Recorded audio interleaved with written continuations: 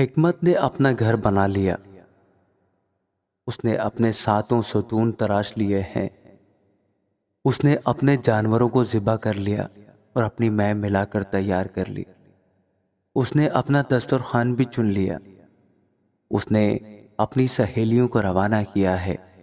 وہ خود شہر کی اونچی جگہوں پر پکارتی ہے، جو سادہ دل ہے ادھر آ جائے، اور بے عقل سے وہ یہ کہتی ہے آؤ میری روٹی میں سے کھاؤ اور میری ملائی ہوئی مے میں سے پیو۔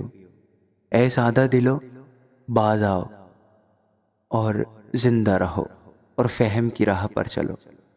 ٹھٹھا باز کو تنبیہ کرنے والا لان تان اٹھائے گا اور شریر کو ملامت کرنے والے پر دھبا لگے گا۔ ٹھٹھا باز کو ملامت نہ کر، نہ ہو کہ وہ تجھ سے عداوت رکھنے لگے۔ دانا کو ملامت کر اور وہ تجھ سے محبت رکھے گا۔ دانا کو تربیت کر اور وہ اور بھی دانا بن جائے گا۔ صادق کو سکھا اور وہ علم میں ترقی کرے گا۔ خداوند کا خوف حکمت کا شروع ہے اور اس قدوس کی پہچان فہم ہے، کیونکہ میری بدولت تیرے ایام بڑھ جائیں گے اور تیری زندگی کے سال زیادہ ہوں گے۔ اگر تو دانا ہے تو اپنے لیے، اور اگر تو ٹھٹھا باز ہے تو خود ہی بھگتے گا۔ احمق عورت غوغائی ہے اور نادان ہے اور کچھ نہیں جانتی۔